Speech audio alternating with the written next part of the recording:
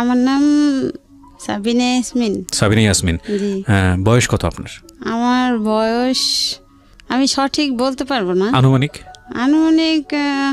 38-39 তো হবে। আপনার ছেলের বয়স কত? আমার ছেলের বয়স 98-তে আমার জন্ম ছেলের জন্ম হয়েছে। 98-তে হয়ে গেলে 20 বছর বয়স। হ্যাঁ, তাই তো হয়। 20 বছর বয়স। উনি কি আপনার প্রথম ছেলে? জি, এই আমার একমাত্র ছেলে।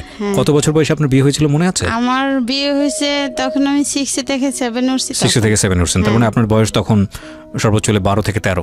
তো 13 আর 20 তাহলে কত হলো? 33। কিন্তু আপনি বানিয়ে দিয়েছেন হচ্ছে 48। আপনার বয়স বেশি না, আপনার বয়স বেশি না, আসলে 35 থেকে 36 বছর সর্বোচ্চ যদি হয়। ওকে, সাবিনা বেগম আজকে জীবন গল্প বলতে এসেছেন এবং তার সঙ্গে তার ছেলে আছে, 20 বছরের ছেলে। বলেন আপনি আপনার গল্প কি, আমরা শুনতে চাই। প্রথমে আমি কিবরিয়া ভাইকে সালাম জানাই। জি, আমি কিবরিয়া ভাই। ওয়ালাইকুম আসসালাম। আমার অনেক 5-6 বছরের আশা যে আমি একটা অনুষ্ঠানে আসব, বা আপনার যে অন্য চ্যানেলে অনুষ্ঠান করছেন সেটা আমি সবসময় রেগুলার শুনতাম। আচ্ছা। কিন্তু আমি অনেক নাম্বার দিয়ে আমি দিছি, কিন্তু আমার ভাগ্য হয় নাই। আচ্ছা। তো সেদিন এই গত সপ্তাহে আমি দেওয়ার পরে আমি পাইলাম, তো আমার ভাগ্য, এখানে আসার ভাগ্য খুললো। তো আমার বাড়ি হচ্ছে বরিশালে, কাউইনা থানা। আর আমরা 10 ভাই বোন। বাবা মা নাই। বাবা কি করতেন? বাবা কৃষক ছিলেন। আমি 10 ভাই বোনের ছোট। তো আমার বাবা ছোটবেলায় মারা গেছে, আমার বাবার কথা মনে নেই। আচ্ছা। আর আমার মা ছিল, আর ভাইয়েরা ছিল। তো ভাইয়েরা তো আমরা পিঠাপিঠি ভাই বোন, কেউ ইনকাম সোর্স ভালো ছিল না। আমার বাবার কিছু সম্পত্তি ছিল, এটুকুই যথেষ্ট। 10 ভাই বোনের মধ্যে আপনি ছোট সবার? হ্যাঁ, আমি সবার ছোট। আমি যখন 6 থেকে 7 উঠছি তখন আমার মেজো ভাইয়ের বউ, আমার ভাবি, তারই আত্মীয় আমার হাজবেন্ড। তো একদিন হঠাৎ করে আমার মাকে বলে যে ওকে বিয়ে দিলে ভালো ছেলে আছে। তো কোথায় ছেলে? আমারই ভাই, ঢাকাতে বাড়ি টাড়ি আছে, এরকমের অবস্থা শান্তি ভালো। ও তো একটু চলাফেরা স্টাইলিস্ট করে, তাহলে ও ঢাকাতে মানাই থাকতে পারবে, ও ভালো হবে। ঢাকায় বাড়ি আছে এটা বলে? হ্যাঁ। আচ্ছা। ঢাকাতে বাড়ি আছে। তো এরপরে আমার ভাইয়েরা বললো যে ঠিক আছে, বিয়ে তো দিতে হবে, ঠিক আছে, যদি ভালো ছেলে হয় তাহলে দেখেন, আপনারও ননদ আর আমাদেরও বোন, তো ভালো হইলে দেখেন। আপনার যেহেতু আপনার জানাশোনা, আপনার মামাতো ভাই, তো আপনার চিনে পরিচয়। জি। বলছে হ্যাঁ ভালো, কিন্তু 2 ভাই আর 5 বোন, 1 বোন মারা গেছে, 4 বোন আছে, এ বড় ছেলে। আর বাবাও ভালো চাকরি করে, এয়ারপোর্টে চাকরি করে। তো এরপরে দেখাশোনা 1 সপ্তাহের ভিতরে আমাদের বিয়ে হয়। আচ্ছা। 1 সপ্তাহের ভিতরেই আমাকে এক শুক্রবার দেখতে যায়, পরের শুক্রবারে আমাকে বিয়ে হয়ে নিয়ে আসে, ঢাকাতেই নিয়ে আসে। তো যখন আমার বিয়ে হয়েছে তখন আমার মা ভালোই অনুষ্ঠান করে আমার মার সাধ্য সামর্থ্য যতটুকু হয়েছে দিছে। তো এদিকে আমার হাজবেন্ড কিছু করতো না, সে বেকার ছিল। আচ্ছা। তো আমাদের বিয়েটা হয়েছে এইভাবে যে আমার ননদের হাজবেন্ড এবং আমার ফুফাতো দেবর, তাকে দেখাইয়া বিয়েটা হয়েছে যে এই ছেলে আর এই কোম্পানিতে চাকরি করে।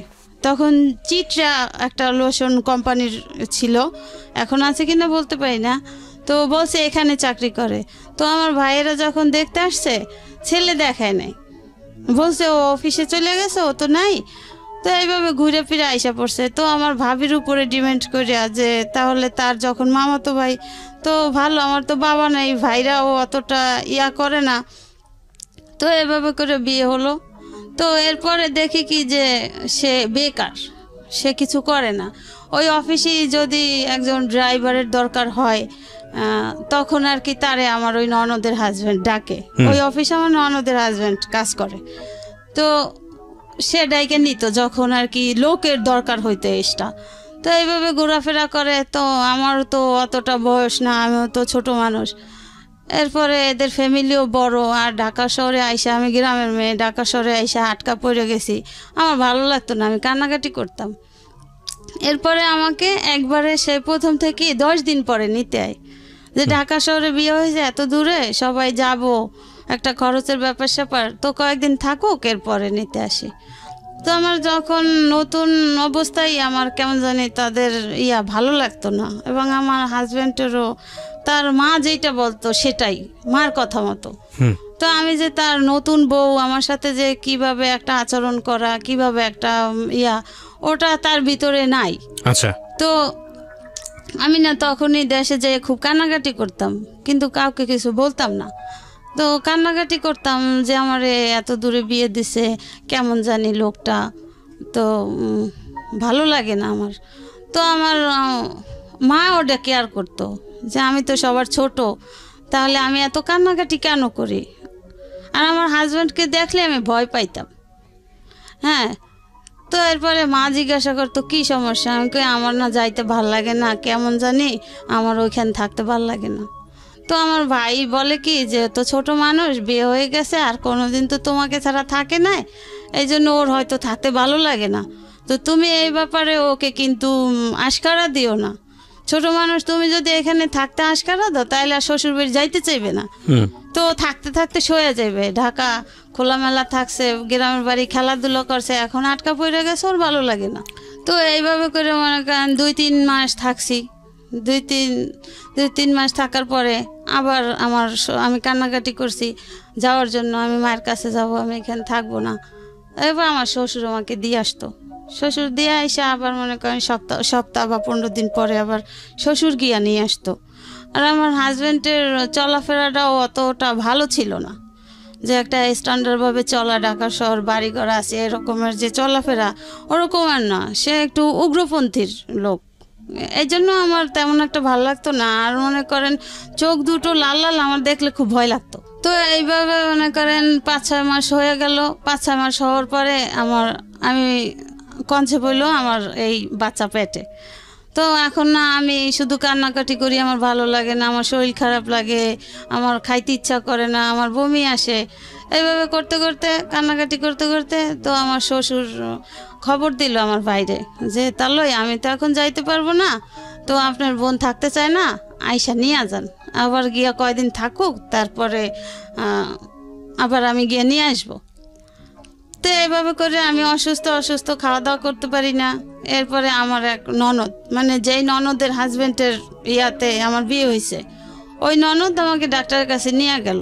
ডাক্তারের কাছে নেওয়ার পরে টেস্ট করার পরে বলছে আপনাদের সুখবর, কিন্তু আপনাদের যেহেতু আপনাদের ভাবি তো বাচ্চা মানুষ, কাজটা তো ঠিক হয় নাই।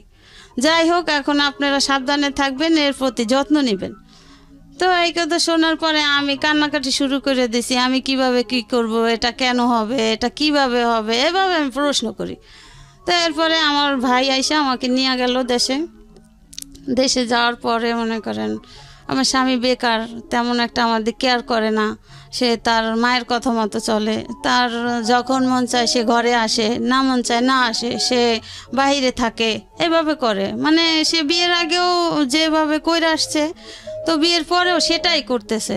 তাকে বিয়ে করছে যে সে ঘরে আসবে, সে কাজবাজ ঠিক মতো করবে, কিন্তু তার ভিতরে সেটা নাই। সে যে এখন একজন বাবা হতে যাচ্ছে, সে অনুভূতি তার নাই। তো সে আগে যেভাবে চলে আসছে ওভাবেই সে চলতেছে, তখনও কিছু করে না, কাজকর্ম করে না, তখনও সে কিছু করে না।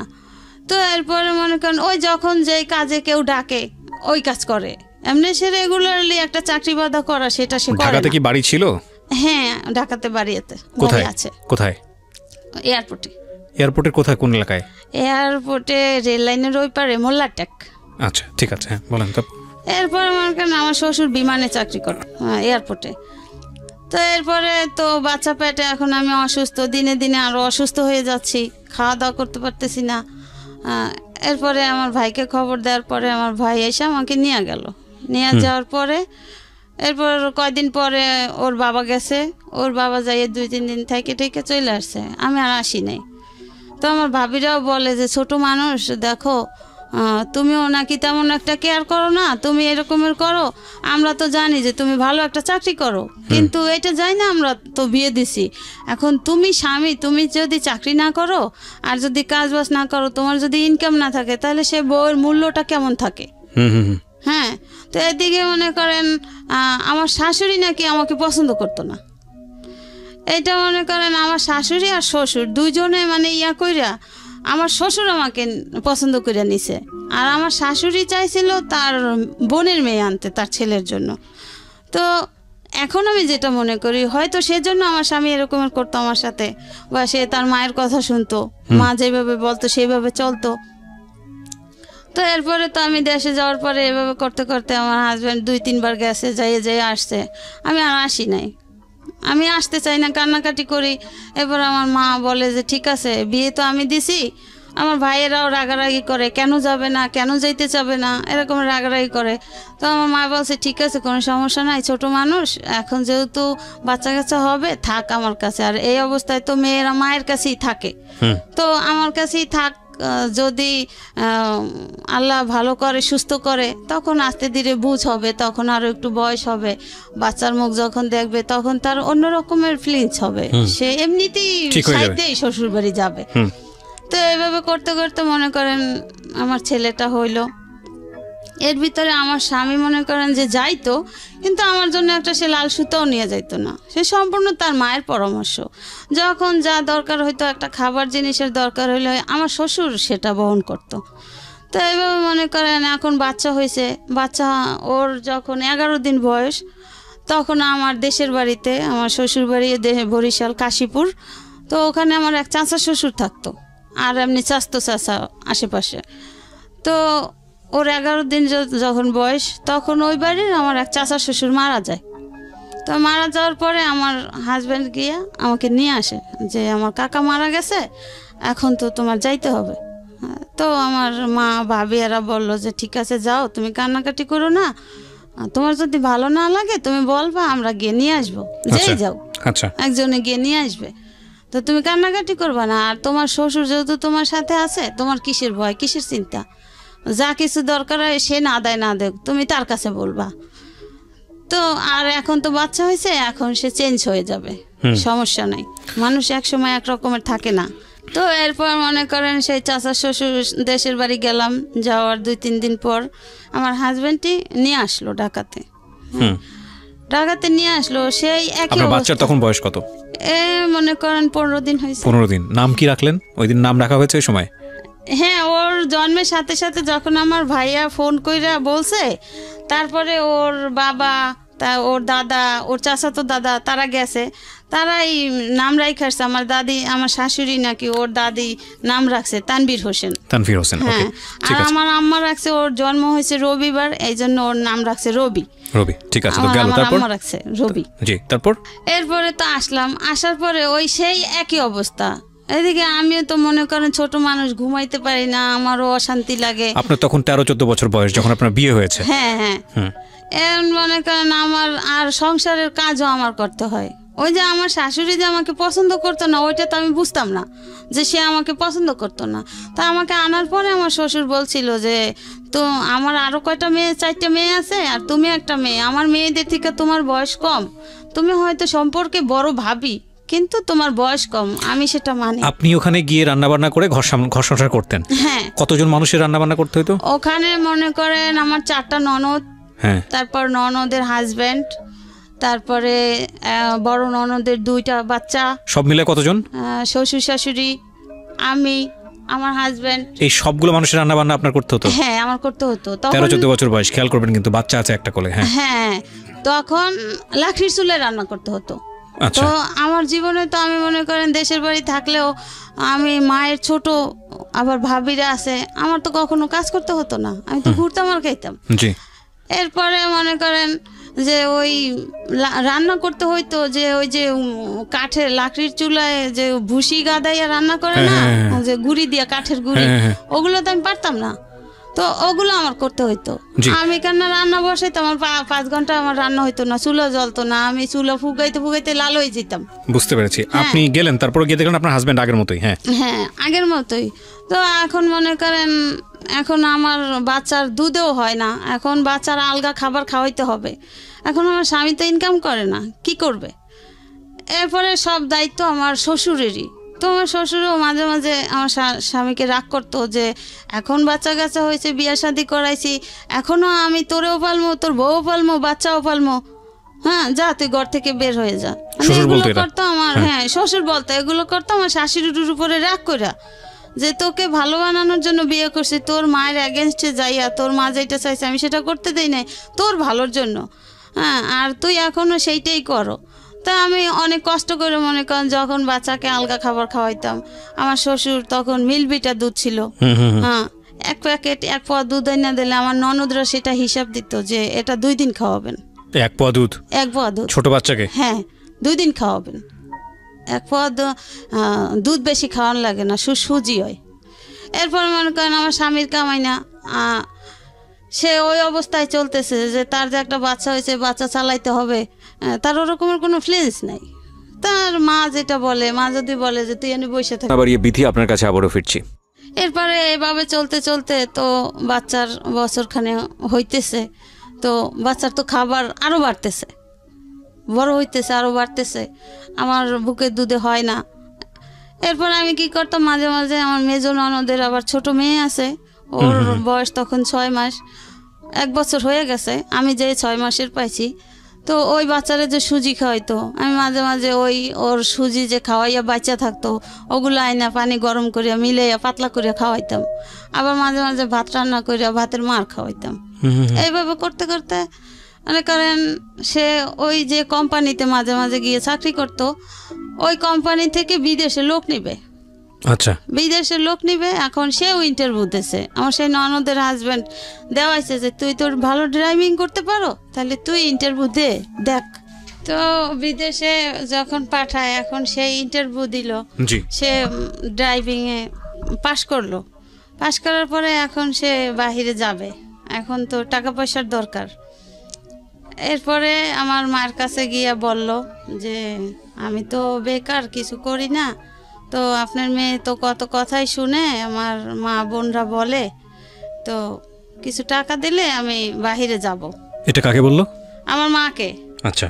এরপরে আমার মা বলে যে তোমার কত টাকা লাগবে, যেহেতু তুমি কোম্পানি থেকে যাচ্ছ, তো খরচটা বেশি লাগার কথা না। হ্যাঁ, কোম্পানি বহন করবে, তো কি রকমের টাকা লাগবে?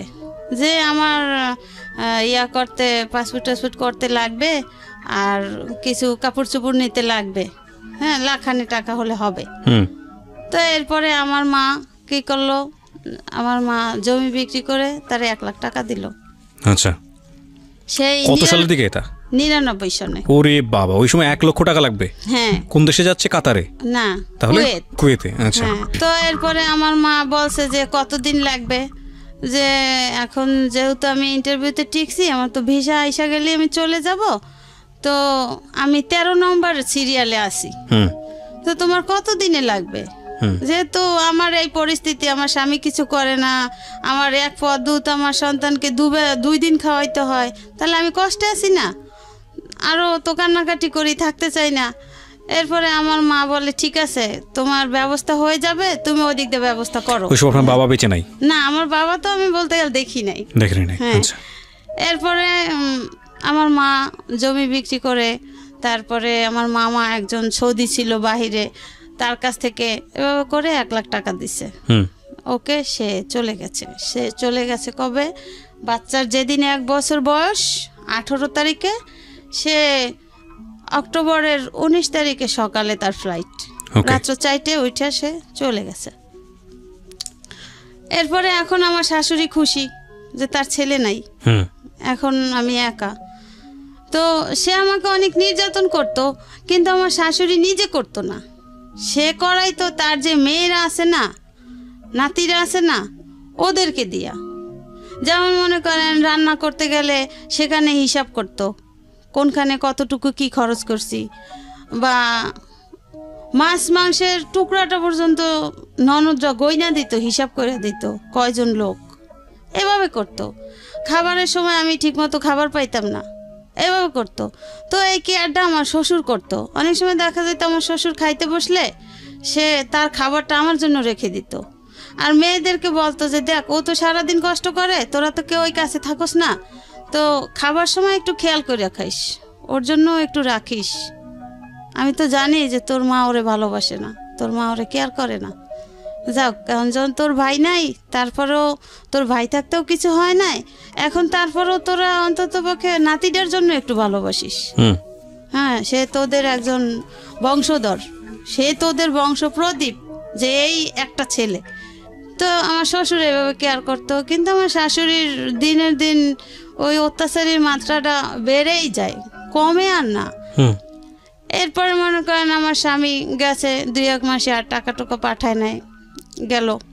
এরপরে টাকা টুকা পাঠাইলে তার বাবার নামে পাঠাইতো। আর যাওয়ার সময় তার মা বলে দিছে যে বউ যদি এখানে রাখতে চাও, বউ যদি এখানে থাকতে চায়, তাহলে আমি মা যেই কথা বলি সেই কথা কানে রেখে চললো, বউকে কখনো টাকা পয়সা দিব না, যা দরকার হয় আমি আছি, তোমার বাপ আছে। জি হ্যাঁ। তো কিবরিয়া ভাই আরেকটা কথা, যে বাচ্চা যখন হয়েছে, বাবা তো সন্তানকে কিছু দিতে পারে। তো প্রথম ঈদ বাচ্চা হওয়ার পরে তো আমি বলি কি যে তোমার ছেলে, তুমি কি কিছু দিবা না ছেলেকে, ঈদ আসছে। এখন কিছু বলে না, কিছু না বলে তো আমি তো তারা জ্বালাই রয়েছি যে কালকে ঈদ, তুমি আমার ছেলের জন্য কিছু আনলা না যে, কেন?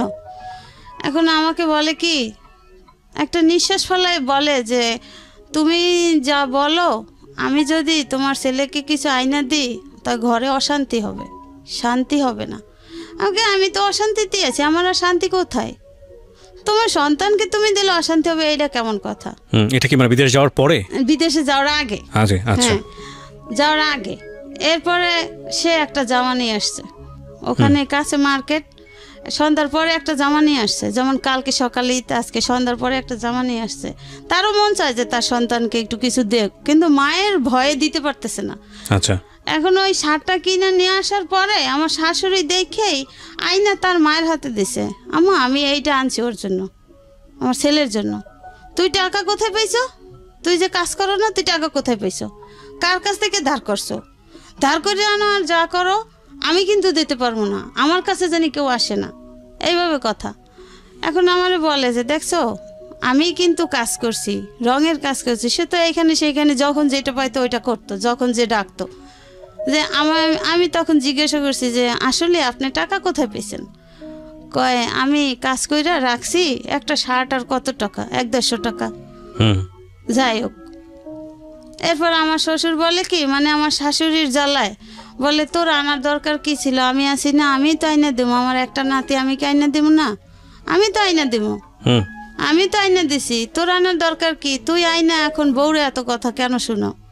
হ্যাঁ, সে আর কিছু বলে নাই। সে আমাকে বলে দেখো, এই আমার মায়ের কথাগুলো তোমার জন্য শুনছি, তুমি চিল্লাচিল্লি করছো বিদে আমি শার্টটা আইনা দিছি, দেখছো যে আমি শার্টটা আইনা, আমার সন্তান, আমি শার্টটা আইনা দিয়ে আমার কত অপরাধ হয়েছে। তো কিবরিয়া ভাই, এই যে বিয়ের যে 2-3 বছর হয়ে গেছে বা যতদিনই হোক বয়স, আমার স্বামী কিন্তু আমাকে একটা সুতাও কিনে দিত না। হ্যাঁ, এরপরে তো গেছে, এখন তার ভিসা আসছে, সে গেছে বাইরে, সে কখনো আমাকে টাকা দিত না। তার মা যদি বলতো যে হ্যাঁ টাকা লাগবে, টাকা দাও, তাহলে টাকা দিত তার বাবার কাছে, তার বাবা আইনা তার মাকে দিত, তার মা যখন যা লাগতো যেতটুকু পরিমাণ তার কমে সময়টা ওভার করে কিনা দিত, এইভাবে চলতো। আর ওর দাদা মনে করেন মাঝে মাঝে চুপি চুপি দুধ টুধ আইনা দিত, তাদের দেখাইয়া দিত। সে বুঝতো যে এতে তো হয় না, যেভাবে আমার স্ত্রী মেয়েরা হিসাব করে, তো ও কোথায় যাবে, তো সে আইনা দিত। এভাবে করে মনে করেন ছেলে আস্তে আস্তে বড় হইল। সেই যে 99-তে গেছে, অক্টোবরের 19 তারিখে, সে 3 সালে আসছে। 3 সালে আসছে, সে ওইখানে গেছে আপনার কেপিটিসিটি কোম্পানিতে। তো বেতন টেতন যা পাইতো সে নিজে চলতো, আর কিছু কিছু পাঠাইতো বাবার কাছে। আমার কোনো অ্যাকাউন্ট ছিল না, সে আজও পর্যন্ত কোনো অ্যাকাউন্ট আমার নামে করে নাই কখনো। তো ওই টাকা মায়ের কাছে পাঠাইতো। এদিকে মনে করেন আমার বাচ্চার বয়স 5-6 বছর হয়ে গেছে, সে ওই যে 3 সালে গেছে আর আসে নাই। 3 সালে গেছে, 3 সালে যখন আসছে, আসার পরে মনে করেন সে যেদিন আসছে তখন তো বাচ্চা ছোট, 2-2.5 বছরের। তখন ওই ওর ফুফাতো ভাই বোন ওর বাবাকে মামা ডাকতো, ও মামা ডাকতো। ওর যে বাবা, ও তো আর সেটা বুঝতো না। ওরে বললো ওই যে সবাই মামা ডাকে, ওই যে আপুরা ভাইয়ারা মামা ডাকে, আমারও মামা। ঠিক আছে, তুমি যদি মামা ডাকে ভালো মনে করো ডাকো, যখন বুঝবা তখন বাবা ডাকবা। এরপরে কি স্যার, আমার স্বামী 3 সালে আসরে আজানের পরে আসছে, সন্ধ্যার আগে আগে, মানে বিদেশ থেকে। হ্যাঁ। কত বছর পরে? ওই যে 99-তে গেছে, 4 বছর পর, আর 3 সালে আসছে। তো আসার পর ওই 3 সালে আর কি বাড়ি করতেছে, যে আমার স্বামীরও কিছু টাকা হয়েছে, আমার দেবরও বাহি থাকে, তারও টাকা আছে, আবার আমার শ্বশুর 2000 সালে পেনশন পাইছে, এই টাকা টাকা মিলে এখন বাড়ি করতেছে, যে ব্যাংকে থাকলে তো খরচ হইবে আস্তে আস্তে, তার সাথে বাড়ি করলে এটার ইনকাম দিয়েই চলা যাবে।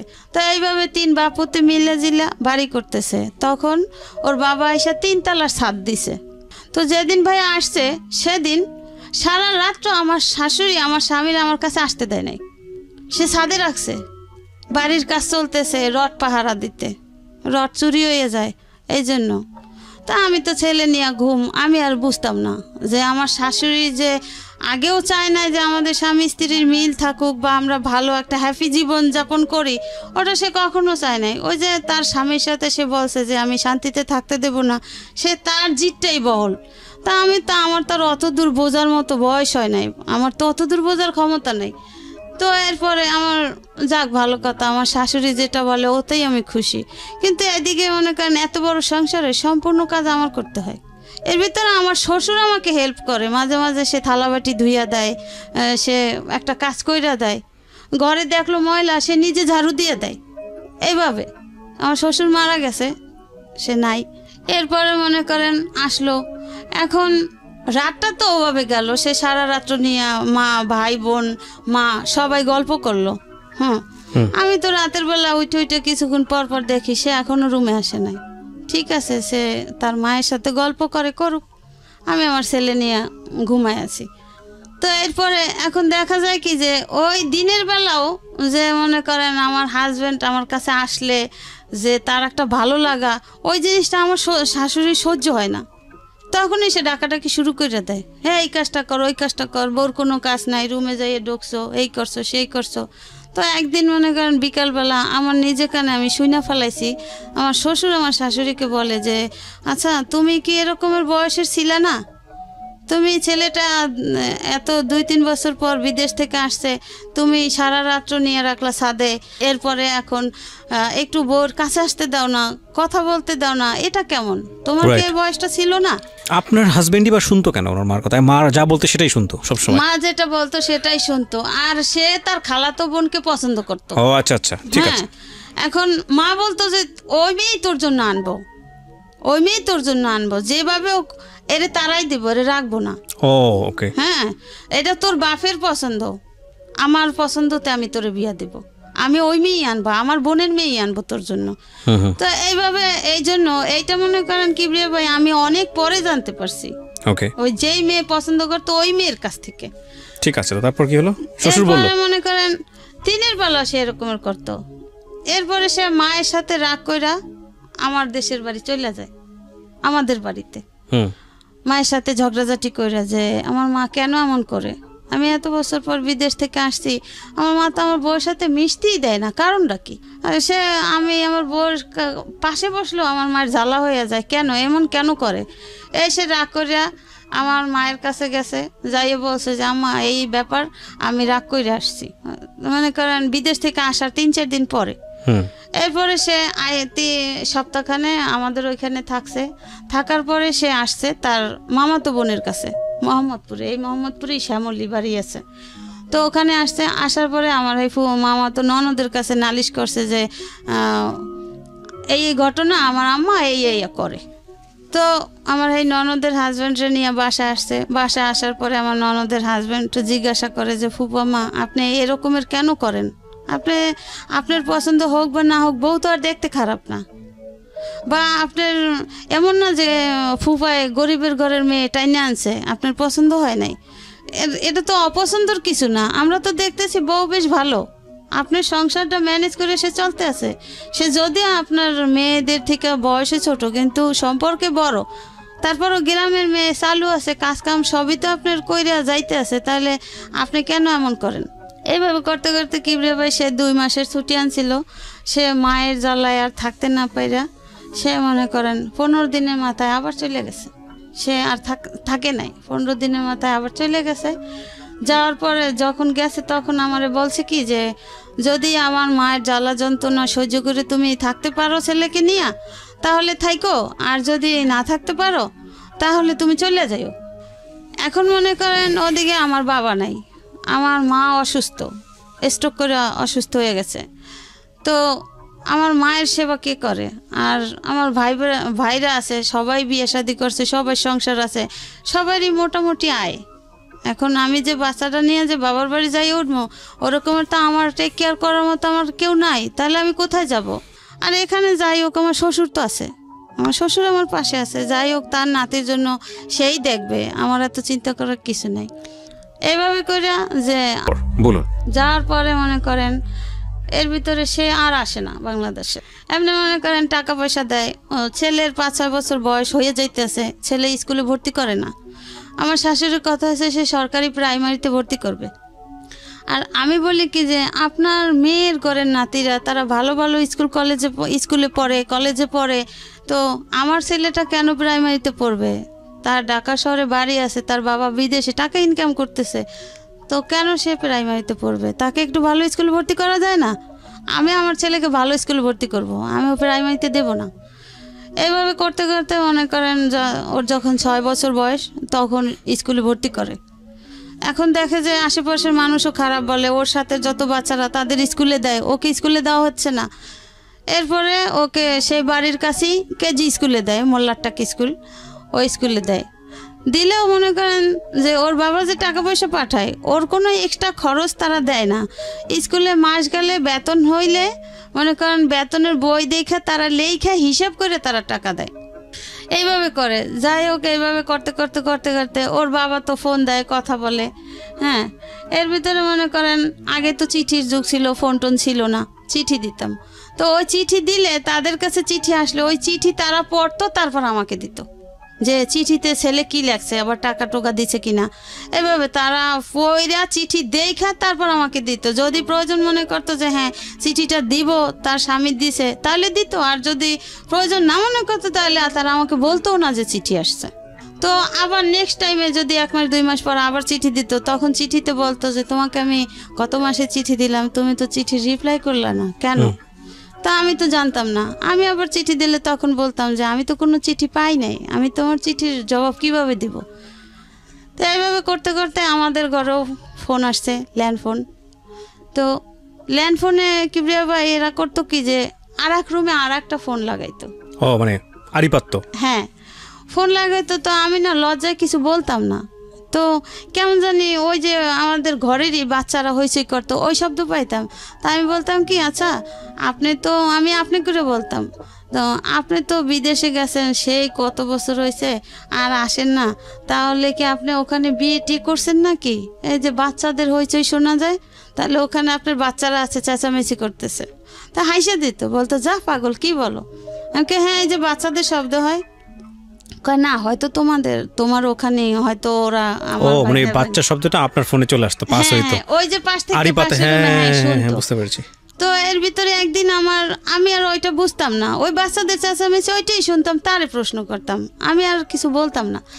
এরপরে আমার এক ভাগ্নি বলে যে মামি তুমি মামার সাথে কি বলো, আমার আম্মু খালামণিরা সব শোনে। কোথায় শোনে? কেন? ওই যে ওই রুমে ফোন আছে না, মামা ফোন দিলে আম্মু খালামণি আমরা সবাই শুনি তুমি কি বলো। It's very bad. তো এইভাবে করতো। তো এই কথা আমি শোনার পরে আমি আর কিছু বলতাম না। আবার ওই মেয়ে বলছে কি মামি আম্মুকে বললো না, তাহলে আমাকে মাইর দিবে। ঠিক আছে, বাচ্চা মানুষ বলছে, আমি তো জানতে পারলাম কথাটা। তো এরপরে ফোন দিলে আমি না কিছু বলতাম না, চুপ করে দাঁড়াই থাকতাম। তো বলতে কি ব্যাপার, কিছু কথা বলছো না যে? আমি বলছি কি বলবো আপনিই বলেন, আমি শুনি, আমার কিছু বলার নাই। তো এইভাবে করতে করতে হয়তো বা সে বুঝতে পারছে যে হয়তো কোনো সমস্যা, যে কোনো কথার জবাব দেয় না। সে বলে আমাকে বলতে, তার কিছু বলার নাই। আমি ওই যতদিন চিঠি দিতাম ওই চিঠিতে বলতাম, কিছু বলতাম যে এই সমস্যা, সবসময় তো মানুষ একরকমের থাকে না, তো চেঞ্জ হওয়া তো দরকার, ছেলের দিক তো কেয়ার করা উচিত। আমি আর কত কথা শুনবো? আমি আর তোমার ঘরের কাজের লোকের মতো কাজ আমি কতদিন করব? আমি তো তোমার স্ত্রী, আমার তো একটা সম্মান আছে, তোমার বাড়ি আছে, ঘর আছে, টাকা আছে, পয়সা আছে, আমি কেন এমন থাকবো? আমাকে তো তোমার এইভাবে রাখা উচিত না। আমি চিঠিতে এইভাবে বলতাম, কিন্তু ফোনে আর কিছু বলতাম না। এরপরে যখন মোবাইলের যুগ আসলো, সে তো আর বাংলাদেশে আসে না। তো তার বাবা সবসময় বলতো যে তুমি আসো না কেন, আসো, বিয়ে শাদী কইরা গেছো, একটা বাচ্চা আছে, বাচ্চাও তো দেখার দরকার আছে, বা বউ রাইখা গেছো, এভাবে কি মানুষ বিদেশে থাকে? হ্যাঁ, আসো, আইসা বেড়াই যাও, ঘুরে যাও, ছেলেকে দেখা যাও। হ্যাঁ, এইভাবে বলতো। আর আমার শাশুড়ি ফোনে কথা বললে বলতো কি, তুই বাংলাদেশে আসবি না, তোর ওখানে কি কোনো কিছুর অভাব আছে? তুই বাংলাদেশে এসে কি করবি? তোর বাংলাদেশে আসার দরকার নাই, তোর বউ বাচ্চা ভালো আছে, আমি আছি না, তোর বাপে আছে না, তোর আসার দরকার নেই। তো এইভাবে করতে করতে সে 8-9 বছর হয়ে গেছে, সে বাংলাদেশে আসে না। 8-9 বছর? হ্যাঁ, যখনই আমি বলি কি ব্যাপার, তোমার ছেলে বড় হয়েছে, তো তুমি কবে আসবা বাংলাদেশে? তো এভাবে কি এক ছেলেই থাকবে? এটার কি কোনো ভরসা? দেখতে কি ইচ্ছা করে না? এটা কেমন জীবন? আমি এইভাবে বলতাম, বলতে হ্যাঁ আসবো আসবো, এই বছর না আগামী বছর আসবো। আর যখনই ওর মার সাথে ওর বাবা বলতো আসতে, কিন্তু ওর মা বলতো আসার দরকার নেই, আসবি না তুই, আমি তোরে বলছি তুই আসবি না। তার মানে এইভাবে থাকতে থাকতে বউ একসময় চলে যাবে, বউ থাকবে না। ও ওকে। আমার শাশুড়ির চিন্তাধারা এটা। তো আমার চিন্তা হয়েছে যে আমার তো ছেলে আছে, আমি আমার সন্তান ফেলাই কোথায় যাব? আর আমার বাবার বাড়ি তো বাবা মাও অসুস্থ, বাবা নাই, আমি কার কাছে যাব? ভাবিদের কথা কেন শুনবো? তার সাথে বরং স্বামীর বাড়ি আছি, ভালোই আছি, সবাই জানে আমি ঢাকা শহরে ভালোই আছি, কিন্তু আমার ফ্যামিলিগত কিভাবে আছি, আমার অন্তরে কতটা সুখ আছে, সেটা তো আমি অন্তর জানে আর আল্লাহ জানে। তো এইভাবে করতে করতে মনে করেন এই দেখে যে আমি ফোনে কথা বলতে পারি না, হ্যাঁ, ফোনে কথা বলি না। এরপরে সে আমাকে একটা মোবাইল দিবে, মোবাইলের যুগ যখন আসছে। এরপরে এখন ওর মা বলে কি যে না, মোবাইল দিবি না, তুই মোবাইল দিবি আর তুই ওই ফোনে টাকা খরচ করে বললাগে হারা রাত দিন কথা বলবি, বললাগে কথা বলার দরকার নেই। কি কথা বলবি? ফোনে কথা বলো না। তখন সে বলে কি যে ও তো ফোনে কোনো কথাই বলে না, তাই আমি কি করবো? ওর সাথে তো আমার কথা বলতে ইচ্ছা করে, আমার ছেলের সাথে তো আমার কথা বলতে ইচ্ছা করে। এরপরে কি ভেবে আমাকে একটা ফোন দেয়, ওই যে কালো নোকিয়া মোবাইলগুলো যখন বের হয়েছিল, একটা ফোন সে পাঠায় দেয়, তার ওইখান থেকে একটা লোক আসে, সে ওই লোকের মাধ্যমে সিম টিম কিনা সে পাঠায় দেয়, ওকে কইরা দেয় যে আমার যে কিনতে না হয় বা ফোনটা অফ না থাকে, এভাবে কইরা। তো এভাবে করে মনে করেন আমি তখন মোবাইল চালানো বুঝি না। হ্যাঁ, তো ওই ফোনটা নিয়ে আমার ননদের মেয়ে ব্যবহার করতো। ওকে। ও ননদের মেয়ে ব্যবহার করতো, বা রাত বিরাত সবসময় ওর কাছেই ফোনটা থাকতো। ম্যাক্সিমাম ভাগই যদি ওর বাবা ফোন দিত তাহলে ফোনটা রিসিভ করতো ভাগ্নি। তো ওই ফোনে মনে করেন সে মেয়ে কলেজে পড়ে, ভার্সিটিতে পড়ে, সে মেয়ে আমার ফোনে কথা বলে বিভিন্ন রকমের ছেলেদের সাথে। তা আমি তো ওগুলা আমি মনে করি ও ভাগ্নি, ওর মোবাইল নাই, ঠিক আছে, আমার তো মোবাইলের প্রয়োজন হয় না, ওর মামা ফোন দিলে তো আমাকে দিবি। তো এরপর আমাকে একদিন বকাঝকা করে ওর বাবা যে ফোনটা দিছি আমি আমার প্রয়োজনে তোমার সাথে কথা বলার জন্য, যখনই আমি রাতের বেলা ফোন দেই তখনই আমি তোমার ফোন পাই ওয়েটিং, আর ফোন পাই ভাগ্নির কাছে, কেন? আমি বলছি যে দেখো আমি তো ফোন চালাইতে পারি না, আমি তো বুঝি না, আর ফোনটা তো ওর তো ফোন নাই, ও আমার ফোনটা ও ব্যবহার করে, তাহলে সমস্যা কি? কোনো সমস্যা তো নাই, ফোন দিলে তখন তো ওর কাছে থাকলেও অবশ্যই আমাকে দিবে যে তুমি ফোন দিছো। তো ও ঘুমাইতো এক রুমে, আমি ঘুমাইতাম আর এক রুমে। এরপরে ওরা একদিন বলি কি যে লিসা, তোমার মামা এরকমের আমার রাগারাগি করছে, ফোনটা যেহেতু তোমার কাছে থাকে, থাকুক ভালো কথা, তুমি এখন থেকে আমার কাছে ঘুমাইও, আমার কাছে ঘুমাইলে তো ফোনটা তো যখন তোমার মামা ফোন দেবে তখন নাইলে আমি কথা বললাম, আর সারাক্ষণ তোমার কাছে থাকলো, কোনো সমস্যা নেই। এরপরে ভাইয়া এখন তো ফোন দিলে ঠিকই ও আমার কাছে ঘুমায়, আমার সাথে কথা বলে, কিন্তু আমি তো টের পাই যে ওই মেয়ে কথা বলে। এখন আমার তো কিছু করার নাই, যেহেতু আমি আমার স্বামী তো আর আমার অতটা কেয়ারিং না, আমি তাদের বাধ্যে স্বীকারোক্তি, আমি তাদের কথা মতো আমার চলতে হয়। জি, ভালো কথা। এরপরে মনে করেন আস্তে আস্তে আমার শ্বশুর এক সময় অসুস্থ হয়ে যায়, সে ক্যান্সারে আক্রান্ত হয়, তার 3-4 বার করে অপারেশন হয়। এরপরে সে এখন বলতে গেলে তাকে বলা হয় যে তোমার বাবা অসুস্থ, তুমি আসো, যে বাবাও রিকোয়েস্ট করে, কিন্তু সে আসে না, কিন্তু তার মা তাকে পারমিশন দিচ্ছে না যে সে আসবে। আমি বলি যে দেখো মইরা গেলে হয়তো আর কোনোদিন দেখবা না, হ্যাঁ, অন্তত আইসা যাও একবার, আইসা গেলেও তো বাবারে দেখে গেলে, এরপরে মরিয়া গেল আফসোস থাকবে না, কিন্তু সে তো আফসোস করে, আসো। এদিকে ছেলেও মনে করেন 5 পাস করিয়া ফেলাইছে, 6-এ পড়ে। ওরে বাবা, সে তো বাবাকে দেখতে চায়। হ্যাঁ, ছেলে তো মনে করেন ওই যে 2.5 বছর রাইখা গেছে ছেলে 3 সালে, ওই যে মা এরকম করছে দেখে 15 দিন থাইকা চলে গেছে, তখন তো বইলে গেছে আমি আর আসবো না, যদি পারি নিয়ে যাবো বউ বাচ্চা, না তার আসবো না। হ্যাঁ, এই অবস্থা। ঠিক আছে, ভালো কথা। এখন তারে ফোনের পর ফোন করা হয়, সে আসে না। না আসাতে আমাকে বলে কি যে এই তো আমি আগামী মাসের 15 তারিখ আসতেছি। আমি তো মহা খুশি, সবাই খুশি, আসতেছে, ভালো কথা। সে আসে না আসাতে ওদিন লাস্ট ডেট মনে করেন ডিসেম্বর মাসে, 11 সালের ডিসেম্বর মাস, তো আসার কথা, আসে নাই। এরপরে ওরে তার এক রুমের এক লোকের নাম্বার ছিল আমার কাছে, তার নাম্বার না পাইলে আমি ওই লোকের নাম্বারে কল দিতাম যে সে কোথায় আছে, কেন ফোন ধরে না, কেন ফোন দেয় না, টাকা পয়সা ঠিকমতো দেয় না, ছেলের বেতন দিতে হবে, এভাবে করে ওই লোকের মাধ্যমে মাঝে মাঝে যোগাযোগ করা হইতো। তো এখন হ্যাঁ ওর বাবার ফোনে ফোন দিতে আসি, কিন্তু ফোন বন্ধ। কি ব্যাপার, তাহলে সে আসার কথা বললো, সে কি কোনো পথে ঘাটে অ্যাক্সিডেন্ট হলো না কি হলো, একটা টেনশন না, যে তারিখ দেওয়া যে এই তারিখই সে আসতেছে। এরপরে সে আসতেছে না। এখন আমার ননদের হাজবেন্ড বলে কি যে আপনার কাছে কি অন্য কারোর নাম্বার আছে? আমি বলছি কি হ্যাঁ, তার এই রুমের একজন লোক আছে, তার নাম রশিদ, তার নাম্বার আছে। আমি তো মাঝে মাঝে তারে না পাইলে এই নাম্বারে কথা বলি, তার কাছে জিজ্ঞাসা করি, খোঁজ খবর নেই। এরপরে ঠিক আছে নাম্বারটা দেন। এই নাম্বারটা দিলাম সেই 12 সালে ফেব্রুয়ারি মাসে। আচ্ছা। সে এরপর আমার ননদের হাজব্যান্ড ফোন দিল ওই লোকের কাছে ফোন দিল। তখন আমার হাজব্যান্ড রুমেই আছে, একই রুমে আছে। ওই যে সে আসার কথা তারিখ দিছে, সে আসে নাই, তো না আসাতে এখন বকাঝকা করবে না, রাগ করবে না, এই জন্য সে আর ফোন ধরে নাই। ফোন না ধরাতে আমার ওই ননদের হাজব্যান্ড বলল কি যে ওকে বললেন যে ওর বাবা মারা গেছে, ওর আর আসতে হবে না, ও যখন খুশি তখন জানি বাংলাদেশে আসে। ওকে। হ্যাঁ, এই কথা বলার পরে সে চিৎকার দিয়ে উঠছে যে সত্যি আমার বাবা মারা গেছে। এখন আমিও তো পাশে, তখন আমি বলি কি ওই শোনেন না, আপনার ভাই কিন্তু কাঁদতে আছে, অবশ্যই আপনার ভাই রুমে আছে। ওই লোকের জিজ্ঞাসা করে রশিদ ভাই আপনার কাছে কি ও আছে, মনির আছে? বলে হ্যাঁ আছে। আপনি না বললেন যে নাই? বলে এই যে মাত্র রুমে ঢুকছে, আপনি কথা বলতেছেন, এই কথা শুনে এসে রুমে ঢুকেই চিৎকার দিচ্ছে। বলে ঠিক আছে, ওকে বলেন, শান্ত হইতে বলেন যে ওর বাবা এখনো মুমূর্ষু অবস্থায় আছে, হয়তো বা ওর জন্য পরাণরা অপেক্ষা করে, ওকে 2-1 দিনের ভিতর পাঠাই দেন। এরপরে মনে করেন তাকে ওই লোকটা তার টাকা দিয়া তাকে পাঠাই দিল। সে ফেব্রুয়ারি মাসে 17 তারিখ আসলো বাংলাদেশে 12 সালে। সে যে 3 সালে গেছে আর 12 সালে আসছে আইসা দেখছে তার বাবা খুবই মুমূর্ষু, মানে ক্যান্সার রোগী। তো 17 তারিখ আসলো, তা মার্চ মাসে 3 তারিখ তার বাবা মারা গেল। বাবা মারা গেল। এরপরে মনে করেন আমার জীবনের ঝড় শুরু হয়ে গেল।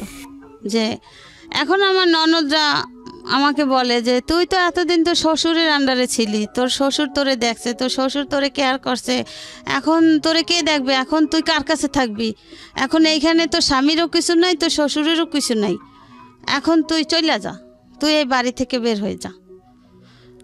এরপরে মনে করেন আমার স্বামী আমার পক্ষে আছে কিছুদিন। এরপরে তারা কি করলো, বলে কি যে তোর বউয়ের সাথে বিভিন্ন ছেলেদের সাথে সম্পর্ক আছে, তো মোবাইলে অনেক কথা বলে। তাই এখন আমি বলি কি যে আমি তো সহজে কারোর সাথে কথা বলি না, আর এই ফোন দিয়ে তো আপনার মেয়েরা, আপনার নাতি কথা বলতো, আমি তোর কথা বলতাম না। ঠিক আছে, খুঁজে বের করেন যে আমার সাথে কার সাথে সম্পর্ক আর আমি কোথায় যাই। আমার ছেলে যে কিবরিয়া ভাই স্কুলে যাইতো, আমি কিন্তু স্কুলে যাইতাম না, কেন আমি মনে করেন সবসময় একটু পর্দায় থাকার চেষ্টা করতাম, আর আমি 5 ওয়াক্ত নামাজ পড়তাম, আমি সহজে বাইরে বের হইতাম না। যে আমার স্বামী নাই, আমার একজনে একটা কথা বলতেই পারে, একজনে একটা কথা বলে ফেলাইতে পারে, যেহেতু আমার ঘরের পরিস্থিতি ভালো না, আমার ঘরের মানুষই আমার পছন্দ করে না, ভালোবাসে না, তাহলে আমার তো সেইভাবে চলতে হবে। এইভাবে করতে করতে এখন মনে করেন আমার স্বামীরে এমনভাবে করে লইছে। হ্যাঁ, এরপরে আমার স্বামী বলে কি ঠিক আছে মা, অনেক বছর তো একত্র ছিল, এখন তাইলে একটা কাজ করেন, ওরে আমার ছেলে নিয়ে একটা আলাদা রুম ছাইরা দেন, আমি যতটুকু পারবো দেবো, যেমনি পারে ও চলবে ছেলে নিয়ে। এখন আমার শাশুড়ির কথা হচ্ছে যে না, আমি তো রাখবো না, আমি তো আগেই তোকে বলছি, আর আগেই তার নাকি একটা প্ল্যান ছিল যে যেহেতু আমার বাচ্চা হয়ে গেছে, এখন আমার বাচ্চাটা একটু বড় হোক, বড় হওয়ার পরে আমাকে তার ছেলের কাছ থেকে বিদায় করে দেবে। এরপরে মনে করেন এখন তো বিভিন্ন রকমের কথা, এখন আমি তো কথা জীবনেও শুনি নাই বা কি করব। এখন আমার স্বামী পারতেছে না আমার শাশুড়ির সাথে। এখন আমার স্বামী বলে কি, ঠিক আছে মা, তাহলে আমি তো বাড়িঘর করতে টাকা দিছি, তাহলে আমার কিছু টাকা দেন, আমি দেশের বাড়ি ঘর করে ওরে দেশের বাড়ি রাখি। না, তা হবেই না, তা হবে না, তাকে বিদায় করা চাই। এখন কি করলো, দেখে যে না আমার স্বামীও মোটামুটি আমার পক্ষে আছে। এরপরে আমি বলি কি, দেখো ছেলে তো বড় হয়েছে, এখন ছেলে তো আর অবুঝ না, হ্যাঁ ছেলেও বোঝে। তোমার ছেলেকে জিজ্ঞাসা করো বা তোমার যে আত্মীয় স্বজন আছে, আশেপাশের লোক আছে, হ্যাঁ তুমি তাদের সবার কাছ থেকে খোঁজ খবর নাও আমি কোথাও গেছি কিনা। এরপরে মনে করেন এখন কোনো কিছু না পাইয়া আমার এক বোন আছে সায়দাবাদ, মাঝে মাঝে আমার ননদদেরকে নিয়ে যাইতাম, আমার এই ছেলেকে নিয়ে যাইতাম। হ্যাঁ আমি একা কখনো যাইতাম না, বা বেশিরভাগই আমার শ্বশুর আমাকে দিয়ে আসতো, আর আবার সেই গিয়ে নিয়ে আসতো। এখন বলে কি যে ঠিক আছে, কোথাও কোনো ইয়া নাই, এর বোনের সাথে সম্পর্ক আছে, বোনের হাজব্যান্ডের সাথে। আমার বোনের 2 মেয়ে কলেজে পড়ে, এখন আর এক বাচ্চা হয়েছে, এখন 3 বাচ্চা। তো এইভাবে করতে করতে কীভাবে যে কি হইল, এরপরে আমার স্বামী বাহিরে চলে গেল। আমি অসুস্থ, এই এত বাজে টেনশনে আমি অসুস্থ হয়ে গেছি। এখন আমার স্বামী আমাকে বলে কি, দেখো এত বছর আমার বাবা ছিল, বাবার ইয়াতে তুমি থাকতে পারছো, এখন যে পরিস্থিতি আমিও তো বাইরে চলে যাবো, তুমি এখানে থাকতে পারবা না। তার সাথে একটা কাজ করো, এখন তো আমার কাছে টাকা পয়সা নাই, তুমি আপাতত কিছুদিন যাইয়া তোমার বাবার বাড়ি থাকো। আমার মাও নাই, মাও মারা গেছে এর ভিতরে 10 সালে। এখন আমি বলি কি, আমি এত বছর তোমাদের বাড়িতে থাকলাম, আর এখন আমি বাপের বাড়ি যাই থাকবো, ছেলে বড় হয়েছে, ছেলে স্কুলে পড়ে, ছেলে তখন 6-এ পড়ে, তখন এখন আমি কার কাছে গিয়ে থাকবো, আর ছেলের লেখাপড়া কি হবে। বলে কি, তো ছেলে থাকুক, তুমি যাও। এবার আমি বলি কি যে ঠিক আছে, আমাকে বলে কি যেহেতু তুমি অসুস্থ, তুমি দেশে যাই একটু ঘুরে ফিরে আসো, সুস্থ হয়ে যাবা। আমি কেছি কি ঠিক আছে, তাহলে আপনিও চলেন, আপনিও গিয়ে বেড়াই আসবেন, আর আমিও দেখি যদি সুস্থ হই, ঠিক আছে তাও থাক, ওর পরীক্ষা চলে। এখন আমাকে তারই বাড়ির এক ভাড়াটিয়ে বলে কি যে তুমি কোথাও যাইও না, তোমার পিছনে বড় ষড়যন্ত্র চলে। আচ্ছা, হ্যাঁ। আমি কই কেন আপা, কি ষড়যন্ত্র? বলে তুমি যদি এই বাড়ি থেকে বের হও, এই বাড়িতে আর উঠতে পারবে না, তোমার এই বাড়ি থেকে বিদায় দেওয়ার প্ল্যান চলতেছে। এখন এই কথা শোনার পরে আমি বলছি কি ঠিক আছে, আমি কোথাও যাব না, ছেলের পরীক্ষা, তো পরীক্ষা শেষ হয়ে নেক, তারপরে আমি ছেলেকে নিয়েই তোমাকে নিয়ে বেড়াইতে যাব। বলে আমার তো অত সময় নেই, আমি তো চলে যাব, তাই তুমি যাও এখন। আমি বলছি না, আমি যাইতে পারবো না। এরপরে মনে করেন তারা কি করছে কি জানি না, মনে করেন আমার একেবারে আমি এত অসুস্থ, মরার অবস্থা। এখন আমার ভাইদেরকে ফোন দেয়, আপনার বোন অসুস্থ, আপনার বোনকে আইসা নেন। তা আমার ছেলের কাছে টাকা নাই, ওর বাবা মারা গেছে, ও হঠাৎ আইসা পড়ছে, হ্যাঁ তো এখন কি করবে। এরপরে আমি যাই না যাওয়াতে মনে করেন এরকমের করতে করতে 1 মাস শেষ হয়ে যায়। সে যে ফেব্রুয়ারি মাসের 17 তারিখ আসছে, মার্চ মাসের 3 তারিখ তো তার বাবা মারা গেছে। এই মার্চ মাসটা সে ছিল তো এইভাবে গন্ডগোলের ভিতরে। এরপরে একদিন মার্চ মাসের লাস্ট তারিখে আমি আর সে শুয়ে আছি, আমার শাশুড়ি গিয়া বলে কি এই ওঠ, আমার হাজব্যান্ডকে বলে এই ওঠ। এখন বলে কি কেন মা, কোথায় যাব? বলছে ওঠ এদিকে। গেছে অন্য রুমে ডাইকে নিয়ে, পাসপোর্টটা ছিল তার মায়ের হাতে। বলছে তুই এখন এয়ারপোর্ট যাইয়া পাসপোর্ট ওকে করে তুই কালকের সকালের ভিতর চলে যাবি, তুই থাকতে পারবি না। এরপরে সে ঠিকই মায়ের কথা মতো সে ওইটা ওকে কইরা আসে যে সে চলে যাবে। আমি আর জানি না, আমাকে কিছু বলে না। এপ্রিল মাসের 1 তারিখ গ্যাসের সমস্যা, সকালবেলা আমাকে বলে কি তুমি একটু পোলাও রান্না করো। আমি কি এখন তো গ্যাস নাই, তাহলে তুমি পোলাও খাবা, আরও আগে বলতা, এখন তো গ্যাস নাই, তাহলে একটা কাজ করি দুপুর দিক দিয়ে তো গ্যাস আসবে, হ্যাঁ দুপুর দিক দিয়ে পোলাও রান্না করে তোমার খাওয়াবো। হ্যাঁ বলে তুমি ওই সময় পাবা না, আমি তো তখন থাকলে তো আমি খাবো। আমাকে থাকলে তো তুমি খাবো, মানে কোথায় যাচ্ছ? কয়ে যে আমি কিছুক্ষণ পরে চলে যাচ্ছি। এই এপ্রিলের 1 তারিখ। এখন আমি তো এটা শুই না, আমি কান্নাকাটি শুরু করে দিছি। আমি কই দেখো তোমার এই পরিস্থিতি, তোমার মা বোনরা এরকমের করে, তাহলে আমি ছেলেটা নিয়ে কি করব? না জানি আমার এরা মাইরেই ফেলাইবে, আমি থাকতে পারবো না। তাহলে তুমি আমার সাথে ওয়াদা করে যাও যে তুমি আবার কবে আসবা, তুমি কবে আসতেছো?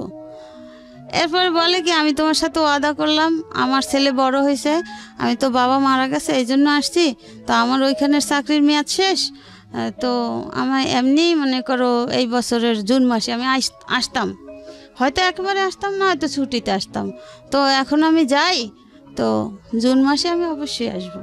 আমি বলছি না, আমি তোমাকে বিশ্বাস করি না, তুমি এত বছরে আসো নাই, তোমার বাবাও এত রিকোয়েস্ট করছে, আমি এত রিকোয়েস্ট করছি, তুমি আসো নাই, এখন তুমি চলে গেলে, তোমার মা করে ইয়া, তোমার বোনরা করে ইয়া, তাহলে আমারও জানে রাখবে না, আমারও মেরে ফেলাইবে, আমার ছেলেরও মেরে ফেলাইবে, আর তুমি তো আর আসবাই না।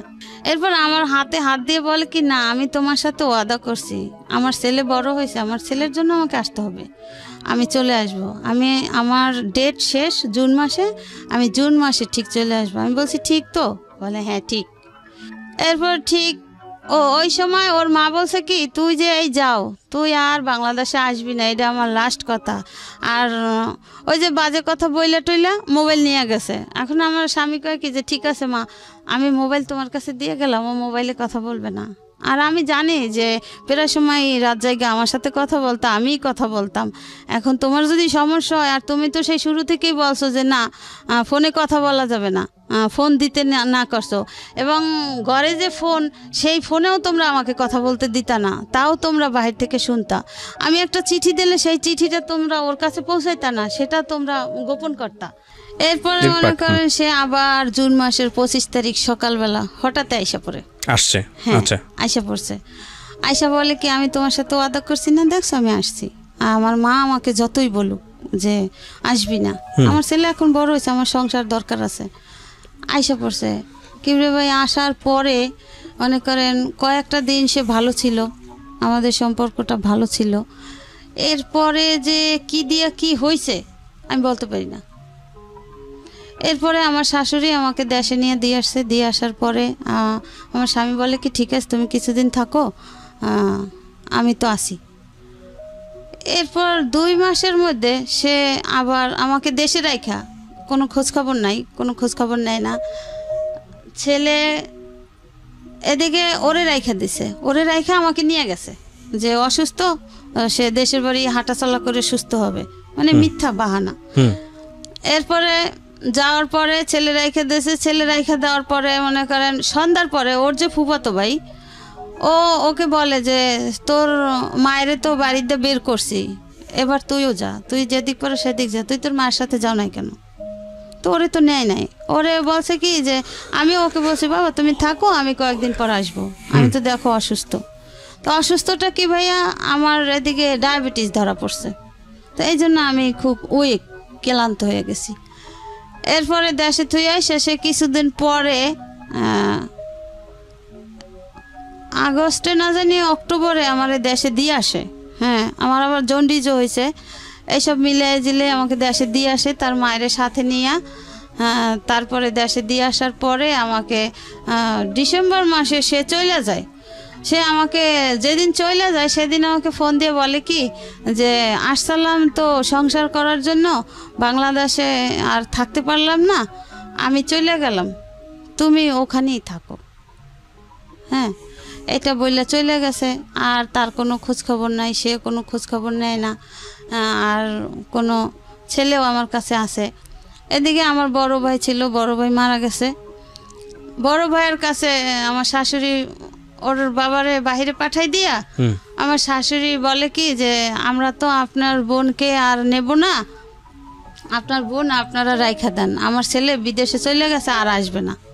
হ্যাঁ, এটা বলার পরে আমার ভাবি বলে কি ঠিক আছে যদি না নেন, যদি আপনাদের ছেলে আমার বোন নিয়ে সংসার না করে আমার ননদ দিয়ে, তাহলে তার আমরা জোর করে করাইতে পারবো না, তাহলে আপনাদের ছেলে আপনারা নিয়ে যান।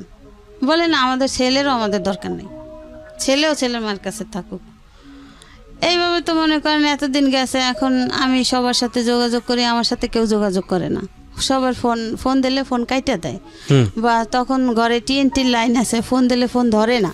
এরপরে মনে করেন সে চলে যায়, এই কথা বলে, আর কোনো খোঁজ খবর নাই। আমার শাশুড়ি এই কথা বলে। হ্যাঁ, এরপর ঠিক আছে, আমার ভাইরা বলে কি ঠিক আছে তুই তো অসুস্থ, ঠিক আছে থাক, দেখি আবার বাংলাদেশে আসুক, কবে আসে। এরপরে তারা বলে কি আমার শাশুড়ি আমার বড় ভাইকে ফোন করে বলে কি যে আমার ছেলে তো আপনার বোনকে নিয়ে সংসার করবে না, আপনি আমার ছেলে ডিভোর্স দিয়ে দিয়েছে, আপনি আয়শা নিয়ে যান। তখন আপনার ছেলে কোন ক্লাসে পড়ে? আমার ছেলে তখন 6-এ প্রথম সেমিস্টার পরীক্ষা দিতেছে। আচ্ছা, সে 12 সালে। ওকে। হ্যাঁ, এরপরে মনে করেন আমার ভাইকে এটা কি ধরনের কথা। এটা ফোন করে কে ফোন করে বলছে? আমার শাশুড়ি। শাশুড়ি ফোন করে বলছে? হ্যাঁ, ওর দাদি। ওকে। আর আমার স্বামী তো সেই ডিসেম্বর মাসের তারিখটা আমার মনে নাই, সে ফোন করে বলছে যে আসসালাম থাকতে, আর থাকতে পারলাম না মা বোনের জ্বালায়, তুমি ওভাবে থাকো আর আমি চলে গেলাম, আমার জীবনে সুখ নেই। এই কথা বললে সে মানে বাহিরে গিয়ে আমাকে ফোনটা দিছিল, বাংলাদেশে থেকে আর ফোন টোন দেয় নাই। তো এইভাবে গেছে, এইভাবে করতে করতে এখন আমি শুনি কি যে আমার শাশুড়ি আমার স্বামীকে বিয়ে করাবে, মেয়ে দেখতেছে। ডিভোর্সটা হয়ে গেছে? না, এর ভিতরে আমি কোনো কাগজপত্র কিছুই পাই নাই। আচ্ছা। তো আমার এদিকে আমার এক খালাতো ভাসুর আছে, এই মিরপুরে বাড়ি, সে একজন লয়ার। তার সাথে আমি কথা বলছি, প্রায় সময় কথা বলছি ভাইয়া এই ব্যাপার, এখন আমি কি করতে পারি? বলছে দেখো তোমার শ্বশুর পছন্দ করে আনছে, সে তো মারা গেছে, আর যেহেতু তোমার শাশুড়ি, এখন বাড়িটা হয়েছে তোমার শাশুড়ির, ঢাকার এই বাড়িটা আমার শাশুড়ির, এখন তোমার শাশুড়ি তোমাকে পছন্দ করে না, আর আমরা জানি যে আগেও তোমাকে পছন্দ করতো না, এখন তোমার উপরে অত্যাচারের মাত্রাটা খুবই বাইরে গেছে, এখন তোমার স্বামীও নাই, তুমি এখানে এসে কি করবা? হ্যাঁ, তার সাথে থাকো, দেখো কবে আসে বাংলাদেশে, ও আসলে তুমি আসতে পারো, কিন্তু এখন তোমার স্বামীও নাই, শ্বশুরও নাই, তুমি কার আশ্বাসে আসবা? কিন্তু সে তোমাকে রাখতে চায় না, তার ঘরে সে তোমাকে থাকতে দিবে না। ও এর ভিতরে একটা জটিল কথা রেখে গেছি ভাইয়া। কথা হয়েছে আমার শাশুড়ি আমার সাথে একে তো আমাকে পছন্দ করতো না, ঠিক আছে, আরও মনে করেন আমার যে কয়েকটা ননদ আছে বড় বড়, হ্যাঁ, ওরা না মনে করেন বিভিন্ন রকমের ছেলেদের ঘরে আইনা আড্ডা দিত, তো ওগুলো আমি পছন্দ করতাম না, তাই আমার রুমে পর্যন্ত নিয়ে যাইতো। তো আমি একদিন আমার ননদদেরকে বলি কি যে দেখো তোমরা যাই যা করো ওই ড্রয়িং রুমে অন্য রুমে করো, কিন্তু আমরা এই পরিবেশে বড় হই না, আর এগুলো আমার ভাল লাগে না, আমার বিছানায় কেউ আইসো না।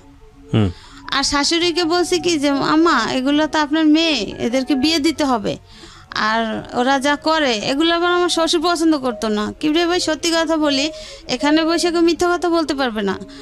তো এই কাজটা করতো গিয়ে আপনার এক স্কুলের যে ব্যাচেলার স্যাররা আছে না, ব্যাচেলার ভাড়া দিত, দোতলায় ব্যাচেলার ভাড়া দিত। তো রাতের বেলা তারা টিভি ড্রয়িং রুম আছে না, ওই রুমে বসে আড্ডা গল্প গুজব করতো। পরে মনে করেন তো এখন ওই ভাসুরের সাথে আমি এইভাবে আলাপ করছি, আলাপ করার পরে মনে করেন ভাসুর আমাকে এইভাবে বললো। এগুলো কি ডিভোর্সের পরের ঘটনা, ডিভোর্সের আগের ঘটনা? না, আমি তো ডিভোর্স পাই নাই, এই ব্যাপারে তখন ডিভোর্স হয়ে গেছে অলরেডি? আমি তো জানি না, আজও পাই নাই ভাই। মানে এই ঘটনার পরেও আপনি এগুলো কন্টিনিউ করে গেছেন? ডিভোর্স আপনাকে জানাইছে আপনার ভাইকে? তো আপনার ভাই আপনাকে বলেনি যে এটা করেছে? না, ভাই বলছে যে তোর শাশুড়ি এই কথা বলছে, সে অন্য লোক দিয়ে আর কি, ওই যে যারা রায়বাড়ি করছে না, সেই রাইবারদের মাধ্যমে যে তাদেরকে বলেন আয়শা বুঝা নিতে কাবিনের টাকা টোকা। আচ্ছা, তো আপনি কি করলেন এরপরে? তো এরপরে মনে করেন এখন আমি ওই উকিলের সাথে কথা বললাম, আমার ভাসুরের সাথে। সে বলছে যে দেখো, আপনার ভাসুর আপনার উকিল? আমার উকিল না, আমার এক খালাতো ভাসুর উকিল। ওকে, আচ্ছা, তারপর? মানে তার সাথে আমি আলাপ করছি এই কথা শোনার পরে যে ভাইয়া এরকমের শুনি, বলে তুমি লোকমুখে কথা শুনবা কেন? এটা তো যদি তারা এই কাজটা করে থাকে তাহলে তো সেটা তোমার কাছে যাবে। হ্যাঁ, তুমি যাইলে পরে তুমি কিছু বলতে পারো, কিছু করতে পারো, সেটা তুমি অ্যাকসেপ্ট করলে করতে পারো, না করলে না করতে পারো, কিন্তু তুমি লোকমুখের কথা কেন শুনবা? হ্যাঁ, এটা হইতে পারে না, এটা কেন হবে?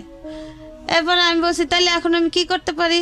বলে দেখো তুমি ধৈর্য ধরো, তুমি এত বছর শ্বশুর বাড়ি স্বামী ছাড়া ছিল না, এখনো তুমি থাকো, যেহেতু বাপের বাড়ি দিয়ে আসছে, থাকো, ভাই বেড়াদাররা তোর ফালাই দিবে না, থাকো, দেখো ও কবে আসে, তখন তুমি আইসো।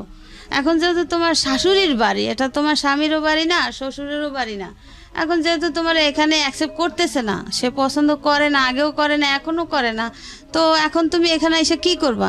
যাক তুমি ওখানে থাকো।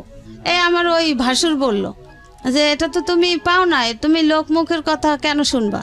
এটা তো যদি সত্যিকারে হয়ে থাকে তুমি তো এটা পাবা, তোমার কাছে যাবে, পিয়ন নিয়ে যাবে। হ্যাঁ, যাক ভালো কথা। এরপরে সে 15 সালে আসছে, আমার স্বামী 15 সালে আসছে, সেই 12 সালে যাইয়া আবার 15 সালে আসছে। আসার পরে আমি মনে করেন লোকের কাছে শুই না, আমি ছেলেকে নিয়ে আয়সা পড়ছি। আয়সা শুনি কি যে সে যেদিন আসছে তার পরের দিনে আমার শাশুড়ি তাকে লুকাইছে, মানে আমি জানি আসলে না পাই বা বাড়িতে না উঠতে পারি, এই জন্য সে কুয়াকাটা তার বোন আছে, বোনদের বাড়ি পাঠাই দিছে। আচ্ছা, লুকানোর পরে কি হয়েছে? এরপরে আমি মনে করেন তাদেরই আত্মীয় স্বজনরা আমারে ফোন করে বলছে যে ও তো আসছে, ও এরকমের এইখানে আছে, তো যেহেতু তুমি ঢাকাতে যাইতে নিয়েও শুনলা যে নাই, তো তুমি তোমার স্বামীর কাছে যাইতে পারো, গিয়ে দেখো যে কি বলে। এরপরে আমারে তারা ঠিকানা দিল, যাদের বাড়ি আছে তারই ভাই আমারে ঠিকানা দিল যে ভাবি তোমার তো ছেলে বড় হয়েছে, তোমার ভয় কি, তুমি ছেলে নিয়ে যাও ভাইয়ার মুখোমুখি হও, কি বলে সেটা বলুন। এরপরে ভাই আমি সেই কুয়াকাটা আমার এই ছেলে নিয়ে গেলাম। যাই দেখি কি যে সে শোয়া, সে ওইখানের এক আর্মিতে আগে চাকরি করতো, সে রিটায়ার্ড, ওই এক বুড়া আঙ্কেলকে নিয়ে গেলাম। নিয়ে যাওয়ার পরে আঙ্কেল জিজ্ঞাসা করলো যে তুমি কি এই মহিলাকে চিনো, তুমি কোথা থেকে আসছো? কয় আমার বাড়ি ঢাকা। বলে তাহলে তুমি কি এই ছেলেটা এই মহিলা চিনো? কয় হ্যাঁ। কারা কারা? কয় আমার স্ত্রী সন্তান। আমার স্ত্রী সন্তান? কয় তোমার স্ত্রী সন্তান শিওর? কয় হ্যাঁ।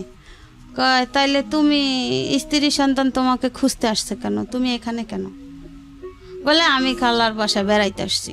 হ্যাঁ, বলছে বেড়াইতে আসছো, তাহলে তোমার স্ত্রী সন্তান তোমাকে খোঁজে কেন? তা স্ত্রী সন্তান কোথায় থাকে? বলে সে তার বাবার বাড়ি থাকে। বলে তুমি কোথায় থাকো? বলে আমি তো বিদেশি ছিলাম, আমি আসছি, আমি আয়সা খালার বাড়িতে আসছি, খালা তো ভাইয়ের বাড়িতে আসছি, বেড়াইতে আসছি। বেড়াইতে আসছো, বউয়ের সাথে যোগাযোগ করো নাই? বলে যে না, আমার মা নিষেধ করছে। এটা কি মা ভক্তি নাকি কি বলবো এটাকে জানি না, মানে স্টুপিডিটির একটা সীমা থাকা উচিত। হ্যাঁ বলেন তারপর।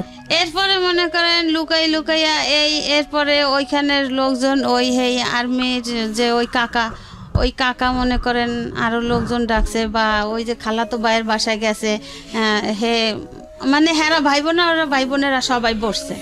বসার পরে বলছে যে তুই এইভাবে লুকোচুরি কেন করো, তুই কি বউ রাখবি না রাখবি না? বলে কি যে না, আমি তো আমার মায় তো আমার বিয়ে করাইবে, আমি তো এরে নিয়ে বাসায় উঠতে পারবো না, আমার মায় এরে নিয়ে বাসায় উঠতে দেবে না। তাহলে তুই কি করবি? ওই আর্মি কাকা জিজ্ঞেস, তাহলে তুমি কি করবা? তুমি কি এই বউ নেবা না কি আমরা পুলিশ খবর দেব তোমাকে?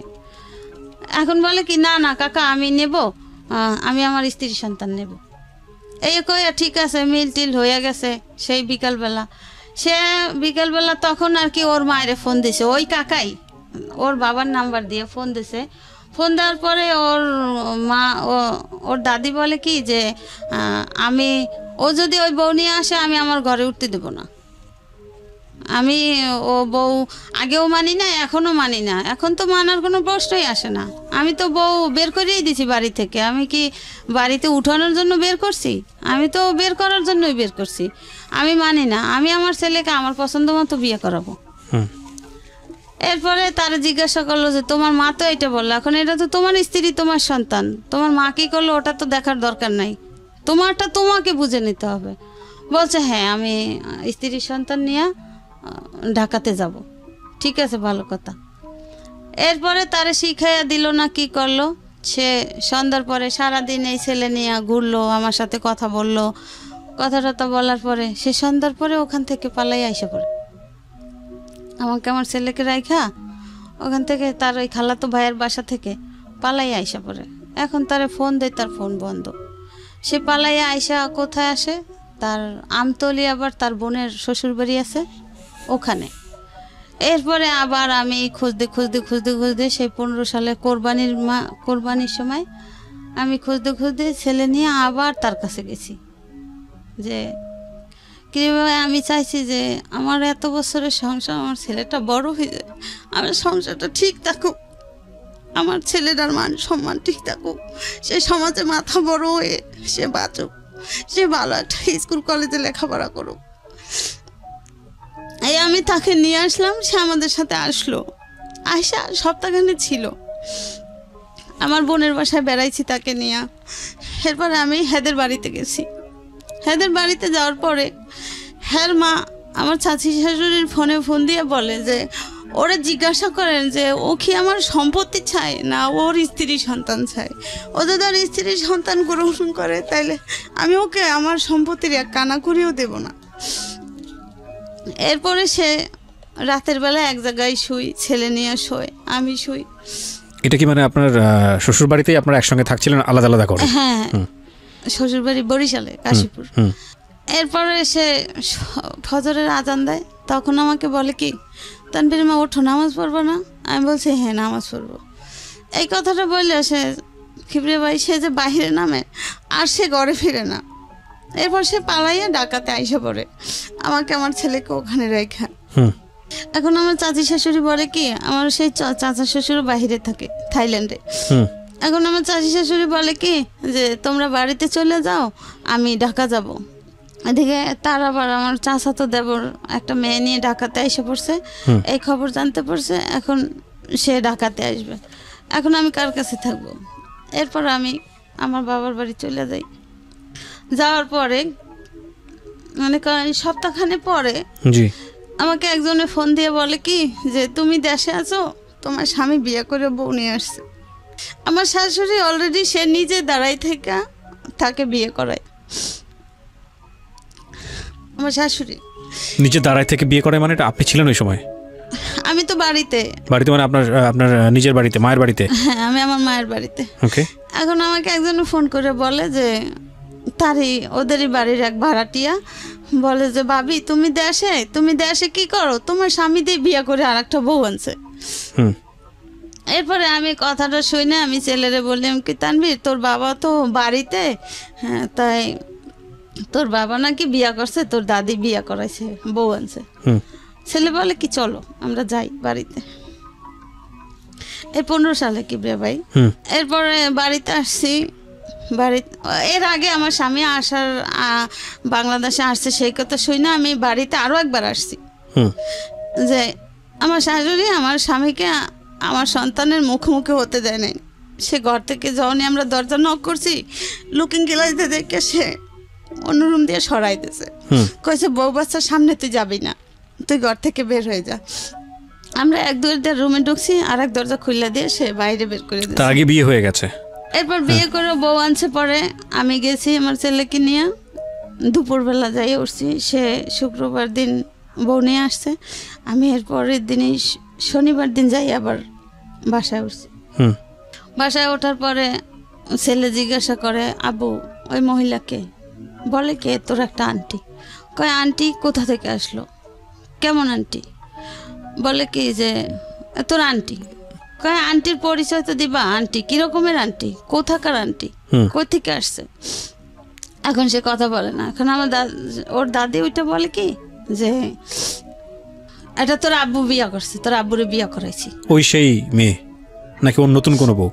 নতুন অন্য কোনো মেয়ে। আচ্ছা। তোর বাপেরে বিয়া করাইছি, আমি বিয়া করাইছি, তোর সমস্যা কি? এবার ও বলে কি যে আমার সমস্যা কি মানে আমার মা থাকতে আমার বাপ আর একটা বিয়ে করবে কেন? কারণ কি?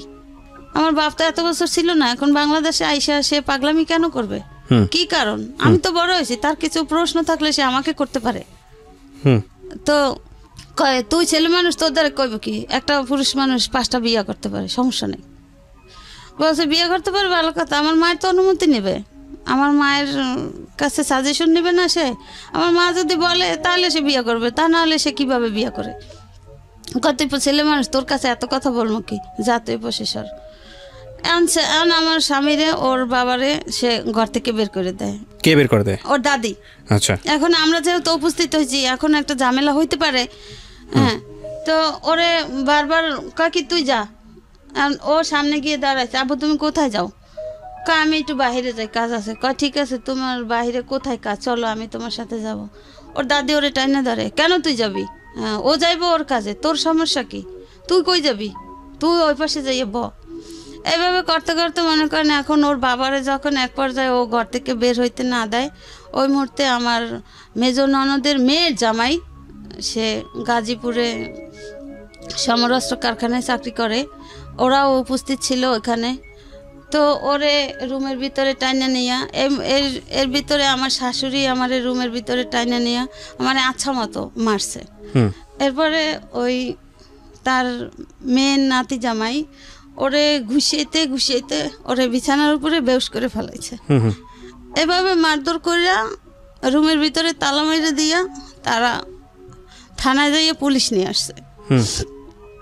পুলিশ নিয়ে আসছে, কি কি সমস্যা, কি প্রমাণ, কি অবস্থা, কেন পুলিশ?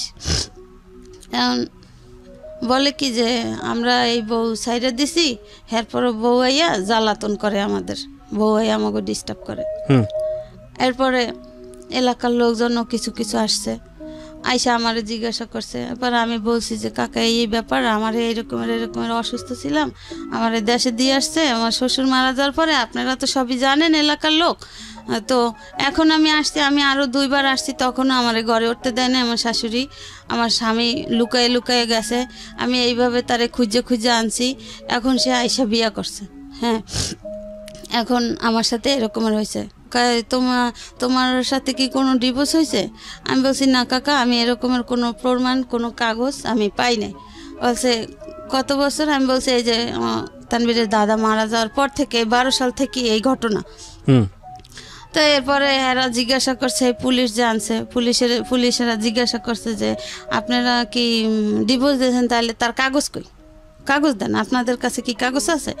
আমাকে জিজ্ঞাসা করছে আপনি কি এরকম কোনো কাগজ পাইছেন? আমি বলছি জি না স্যার, আমার স্বামী যাওয়ার সময় আমাকে এই কথা বইলে গেছে, এরপর আর তার সাথে আমার কোনো যোগাযোগ নাই, সে আমাকে কোনো খোঁজ খবর নেয় নাই, এখন আমি আসছি, তারা আমার সাথে এরকম ব্যবহার করতেছে। এরপরে তারা কি একটা কাগজ দেখাইলো, দেখানোর পরে ওই পুলিশরাই বলতেছে যে আপনারা যে ডিভোর্স করছেন, এখানে তো মেয়ের সিগনেচার থাকবে, তারপরে মেয়ের দেনা পাওনা কি আপনারা শোধ করছেন? আমার শাশুড়ি বলে কি যে তারে সাচ্ছি, সে নেয় নাই। এরপরে একজন মুরব্বী আছে, মুরব্বী বলে এটা কি মগের মুল্লুক যে তোমরা তারে বলছো যে সাইডে দেশো হেইতে হইয়া গেছে, তোমরা তারে কাবিনের টাকা সাচ্ছ, কাবিনের টাকা তো তোমাদের সারতে হবে না, তোমরা যদি ডিভোর্স দিয়ে থাকো তাহলে এরা তো সে আইনতভাবে এমনি পেয়ে যাবে, আইনতভাবে সে পাবে, সে কাগজে সিগনেচার করুক বা না করুক সেটা আইন কথা বল। এরপরে মনে করেন হেরা ওইভাবে মাইরা টাইরা যে দক্ষিণখান থানায় তারা টাকা দিয়ে আসছে যাতে আমি কোনো কেস মামলা কিছু না করতে পারি। হ্যাঁ, তো আমার এই অবস্থায় ওইখানের একজন লোক নিয়ে গেল, আমি তো থানা টানা চিনি না, হেরা নিয়ে গেল বিকাল দিকটা, এই মারামারি তো করছে দুপুর দিকটা। এরপরে ওই পুলিশরাও বললো যে না এটা তো হবে না, ঠিক আছে তুমি যেহেতু এই তোমার ছেলে, আমি বলছি জি স্যার এই আমার ছেলে। হ্যাঁ, বলে যে ছেলে তো যথেষ্ট বড় ছেলে, তো আর ছোটো না, ছেলেও তো কিছু বলতে পারে, ঠিক আছে তুমি আইনের আশ্রয় নাও, এই কথা আমারে বলল। এরপরে আমি একজন লোক নিয়ে আমি দক্ষিণখান থানায় গেলাম। দক্ষিণখান থানায় যাওয়ার পরে ঘটনা বললাম যে স্যার এই ঘটনা। তো একজন ওসি কেস লিখতে নিয়ে অর্ধেক লেখছে স্যার ভাইয়া, লেখার পরে তার একটা ফোন আসছে, সে কাগজটা ছিঁড়ে ফালাই দিছে সঙ্গে সঙ্গে। হ্যাঁ, সে ওই যে লেখছে যতটুকু আমার শিকার অব্দি আমার মুখের জবান, সে ওই কাগজটা ফালাই দিছে। এখন সে আর আমাকে কিছু জিজ্ঞাসাও করে না আর কিছু লেখেও না। এখন আমি অনেক সময় বসে আছি পর আমি যাকে নিয়ে গেছি সে আবার আমার ইশারা দিয়ে ডাকছে, বলছে কি ব্যাপার তুমি কাগজটা এখনো আনতে পারো নাই? আমি বলছি ভাইয়া উনি তো কাগজটা লিখতেছে না, উনি কাগজটা লিখতেছিল, একটা ফোন আসছে, উনি কাগজটা ছিঁড়া ফালাই দিছে, এরপর তো আমাকে কিছু জিজ্ঞাসাও করে না, লেখাও না। এরপর ওই লোক গেছে যে এ মহিলার কি খবর, কি অবস্থা, মহিলা কতক্ষণ যাবত আইসা বসে আছে। এরপর ওই দারোগা নাওসি সে বলছে যে এ মহিলার অন্য রুমে পাঠাই দেন, এখানে আমি কিছু করতে পারবো না, এটা আমি করি না, এই এলাকাটা আমি করি না। এরপরে অন্য রুমে গেলাম, অন্য রুমেও জিজ্ঞাসাবাদ করার পরে আমার নামটা যখন জিজ্ঞাসা করলো, আমি যখন ঠিকানাটা বললাম, সেও অফ হয়ে গেছে, সেও আর কিছু বলে না। এরপরে আমি কই কী ব্যাপার ভাই, আমি কি বসে থাকবো? এরপর কিছুক্ষণ পর আবার ওই লোক, কী ব্যাপার আপনার কাজ হয় নাই? আমি বলছি না, উনি তো কিছু বলে না, উনি তো কিছু করতেছে না। এরপরে ওই লোক জিজ্ঞাসা করলো যে কী ব্যাপার, কী সমস্যা? বলছে না, এখানে কিছু হবে না, এর কোর্টে যাইতে হবে। তখন ডিসেম্বর মাস, এর কোর্টে যাইতে হবে। তা কোর্টে কিভাবে যাব? কোর্টে কেন? যে এর মীমাংসা হইতে হলে তার কোর্টে যাইতে হবে। কারণ আমার সাথে তো, আমি তো ছেলে নিয়ে গেছি, আমার সাথে তো আর কেউ নাই, আর আমি এখন কোর্টে কিভাবে যাব? এরপরে যাই হোক, এদিকে আমার ছোট ননদের হাজব্যান্ড আমার ফোনে ফোনে বলতো যে ভাবি তুমি ওই জায়গায় যাও, ওই জায়গায় যাও। হ্যাঁ, কিন্তু এটা ছিল তাদের সম্পূর্ণই, আমার ননদের হাজব্যান্ড যে আমাকে বলতো, আমি তো ভাবতাম যে হয়তো একটা সংসারের কেউ ভালোবাসে, কেউ ভালোবাসে না, এটাই স্বাভাবিক, একজন না একজন তো সাথে আছে। তো এর কথা মতো আমি কাজ করতাম, কিন্তু পরে জানতে পারলাম যে এরা সম্পূর্ণ তাদের সাজানো। আচ্ছা। এরপরে মনে করেন এই যে গেলাম, মাইটের খাইয়া আর কিছু করতে পারলাম না। এবার ছেলে নিয়ে দেশে চলে গেলাম। দেশে যাই এভাবে করে ছেলেরে এসএসসি পাস করাইলাম। এখন ছেলে কলেজে পড়ে, আর আমার স্বামী সেই যে গেছে আর আসে নাই। এখন আর সে বাংলাদেশে আসে নাই, আর এই পর্যন্ত কোনো যোগাযোগও নাই, ছেলেরও কোনো খোঁজ খবর নেয় না। আমি ভাই ছেলেটা নিয়ে অনেক সমস্যা আছে, যে মনে করেন আমার বাবা মা নাই, আমার ভাই বেরাদাররা যার যার সংসার নিয়ে ব্যস্ত, আমি ছেলেটাকে নিয়ে কিভাবে মানুষ করি? আর আমি একটা স্কুলে চাকরি করি, সেখানে সামান্য কিছু বেতন পাই। ডিভোর্স হয়েছে আপনার কবে, কত সালে এটা? তারা বলতেছে যে সেই 12 সাল। এখন আপনি কোনো কাগজপত্র পান নাই? না। আর এত ঝামেলা যে হয়েছে, আমি যে গেছি তারা কোনো কাগজ দেখাইতে পারে নাই। ওই যে কাগজটা দেখাইছে, তারা তো বলছে যে এটা তো ডুপ্লিকেট কাগজ, আপনাদের এখানে তো তার সিগনেচার থাকবে বা তার দেনা পাওনা পরিশোধ করবেন, আর এটা আপনারা সাধবেন কেন? এটা তো আপনারা যদি কত টাকা ছিল দিলমোহর? হ্যাঁ, কত টাকা ছিল? আমার দিলমোহর 1 লাখ টাকা করছিল। আপনি পুলিশ ছাড়া আপনি কোর্টে যাননি কেন? স্যার আমি কোর্টে গেছি, আমি মনে করেন ওই ননদের, আমি তো তখন চিনি না আমি কোথায় যাব। তো ওই ননদের, ছোট ননদের হাজবেন্ড আমাকে বলছে কি যে জজ কোর্ট না। আচ্ছা, আপনার ছেলেকে আমি একটু ফ্লোর দিই। 3 নম্বর, তোমার আম্মা যে বিষয়গুলো এখানে বললো সব তো তুমি জানো? জি। বা তার চেয়ে অনেক বেশি কিছু জানো, হয়তো সময়ের অল্পতার কারণে সে অনেক কম বলছে। তো তুমি কি চাও আগে সেটা আগে বলো আমাকে। তোমার সঙ্গে তোমার বাবার কথা হয়? আমি আমার বাবার সাথে অনেকবার কন্ট্যাক্ট করার চেষ্টা করছি, বাট আমি করতে পারি নাই। আমার বাবাও করে নাই, আমার ফ্যামিলিরাও আমার সাথে করতে দেয় নাই। আচ্ছা, তুমি তোমার বাবার সঙ্গে, তোমার বাবার এখন কি আছে, মানে উনি কি বাংলাদেশে থাকেন নাকি দেশের বাইরে থাকে? আমার বাবা এখন বাহিরে আছে, এটা জানি। আর ওনার যে সেকেন্ড ফ্যামিলি, ওনারা কি বাংলাদেশে? আমার বাবাকে যে সেকেন্ড যে বিয়ে করাইছিল তারা, সেই বউ আমি যতটা শুনেছি যে সে এখন পর্যন্ত যে ঈদের সময় যে গেছে, ওই যে গতবার ঈদে যে গেছে, এখন পর্যন্ত আসে নাই। এই ঈদে তার নাকি 1 বছর হয়ে গেছে যে যাকে বিয়ে করাইছে আর কি নতুন, উনি যে গেছে। বাট আমি চাই যে আমার বাবা মা যাতে আবার একত্রিত হয়। আমার একজন ফুফা আছে। তুমি তোমার বাবাকে ফেস করেছো বিষয়টা নিয়ে? যে বিষয়টা আমার বাবার সাথে অনেকবার ফেস করার চেষ্টা করছি, বাট আমার ফ্যামিলি কেউই করতে দেয় না আমার সাথে কন্ট্যাক্ট। তোমার বাবা তোমাকে ফেস করে নাই? হ্যাঁ, আমার ফ্যামিলিও করতে দেয় না। আমার বাবা যদি করতে চাইছে, আমার দাদি ফুপি ওনারা কেউই করতে দেয় না। বিশেষ করে আমার একটা ফুফাতো ভাই আছে, ও বিশেষ করে করতে দেয় নাই। আর আমি যতবার বুঝলাম না, তুমি তো বয়স পড়া, তোমার বয়স কত? আমার বয়স এখন 20 বছর। তুমি বুঝো না বিষয়টা, রিয়েলিটিটা তুমি বুঝো না। তোমার বাবার, আমি সরি টু সে, তোমার বাবা, তারপর আমি তোমার জায়গা থেকে নিশ্চয়ই অনেক রেসপেক্ট আছে। মানে একটা পুরুষের তো মেরুদণ্ড থাকে, আমি এভাবেই বলতে বাধ্য হচ্ছি। মানে গার্ডসে কি এত সমস্যা যে ফ্যামিলি যাই বললো, যেহেতু সে নিজে ইনকাম করে, পয়সা রোজগার করে, এটা তো তুমি বুঝো। নিশ্চয়ই সেও চায় না তোমার মাকে লাইফে। এখন এখানে তুমি জোর করে হলো বা যে কোনো কিছু হলেও তো এটা তো সমাধান খুঁজতে পারবা না। এটা কি তুমি তোমার মাকে বোঝাও কখনো? আমি এটা আসলে বুঝাতে, আমার বাবার অনুভূতিটা আমি বুঝি, আমার মাকে সে চায় কিনা না চায়। কি বুঝো এটা? তো তুমি কি বুঝো আমাকে একটু বলো তো। আমি বুঝি সেটা হচ্ছে আমি আমার বাবাকে যেই কয়দিন দেখেছি আমার সামনে, আমার মার সাথে সে কোনোভাবে খারাপ বিহেভ করার চেষ্টা করেনি, বাট তার মাকে যখন দেখেছে সামনে আছে, তখন আমার মার সাথে সে খারাপ ব্যবহার করে গেছে। বাট ওনার মা যখন সরে গেছে, আমার দাদি যখন ওনার আমার মা এবং বাবার চোখের আড়াল হয়েছে, তখন আমার মার সাথে কিন্তু আমার বাবা খুব সুন্দরভাবে এটা চরম অন্যায়, এটা ভয়ানক রকমের অন্যায়। আমরা মাকে অবশ্যই, মা হচ্ছেন পৃথিবীর সবচেয়ে সেরা উপহার, কিন্তু মা যদি কোনো অন্যায় করেন সংসার নিয়ে, যেটা ওদের ক্ষেত্রে হয়েছে, সেখানে যে মাকে একদম বাধ্যবাধক, মাকে যে কিছু বলা যাবে না, মা যে অন্যায় করছে সেটা বলা যাবে না, এবং এটা বললে যে ধর্মীয়ভাবেই বলি বা অন্য কোনো দিক থেকেও যে একটা বড় ধরনের অপরাধ হয়ে যাবে, তা কিন্তু আসলে না। কারণ যে কোনো ব্যক্তি যদি কোনো অপরাধ করেন তাকে প্রপারলি সেটা বলার অধিকার আমাদের ধর্মীয়ভাবেও দেওয়া হয়েছে যে তুমি সেটা অপরাধ করছো এবং সেটা করা অন্যায়। এবং স্ত্রীর অধিকার নিয়ে সে কখনোই দাঁড়াতে পারেনি তার হাজব্যান্ডের কাছে বিকজ অফ তার শাশুড়ি। এটা ওনারা যা বললো সেটা যদি সত্যি হয়ে থাকে তাহলে বিষয়টা তাই। আর দ্বিতীয়ত যেটা বলবো যে যেই লোকটা সারা জীবন তার মার কথা শুনে আপনাদেরকে সাপোর্ট করতে পারলো না, সেই লোকটার পিছনে হন্যে হয়ে দৌড়ানো তো কোনো মানে নাই। বরং আপনারা তাকে ক্ষমা করতে পারবেন কি না এটাই চিন্তা করেন। আপনার তো মেয়েও হতে পারতো বাংলাদেশের সামাজিক কন্টেস্টে।